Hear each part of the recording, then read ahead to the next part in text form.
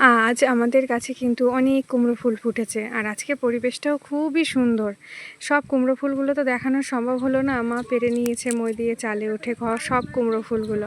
আর বেলা হয়ে গেছে বলে কুমড়ো ফুলগুলো একটু শুকিয়ে গেছে। কুমড়ো ফুলের বাদ দেওয়ার মতো কিছুই নেই, শুধু এই সবুজ অংশটা বাদ দিলেই হবে। আর তারপরে সব কুমড়ো ফুলগুলো বাছা হয়ে গেলে দিয়ে দিলাম একদম সোজা জলে।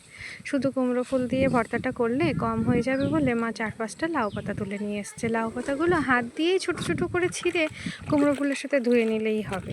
ভালো করে ধুয়ে নিয়ে এবার কড়াইতে যাওয়ার পালা। এবারে আসি মূল রেসিপিতে। তেল দেওয়ার ভিডিওটা করতে আমি একদম ভুলে গেছি। সর্ষের তেলের মধ্যে লাউ পাতা, কুমড়ো ফুল আর কাঁচা লঙ্কা দিয়ে দিতে হবে। আর কাঁচা লঙ্কা দিয়ে যতক্ষণ না জলটা শুকোচ্ছে ততক্ষণ পর্যন্ত ভালো করে ভেজে নিতে হবে। এরপরে সোজা শিল নোড়ায় ভর্তা হওয়ার জন্যে আরও কিছু উপকরণ লাগবে, সেগুলো হচ্ছে রসুন আর কালো জিরে। কাঁচা লঙ্কার পরিমাণ কম ছিল বলে মা কয়েকটা শুকনো লঙ্কা দিয়েছিল। আপনাদের কাছে কাঁচা লঙ্কার পরিমাণ যথেষ্ট থাকলে দেবেন না। এরপরে সুন্দর করে মা বেটে নিচ্ছে। এই প্রেগনেন্সি জার্নিতে এই ঝাল ঝাল বাটা বা ভর্তা খেতে যে আমার কী ভালো লাগে আমি আপনাদের বলে বোঝাতে পারবো না।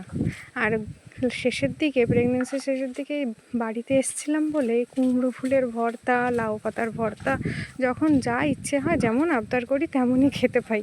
আর লাউ পাতার কুমড়ো ফুলের ভর্তাটা কিন্তু আলাদা করলেও খেতে ভাল লাগে, কিন্তু দুটোর কম্বিনেশনে কিন্তু এই ভর্তাটা খেতে দারুণ হয়েছিল।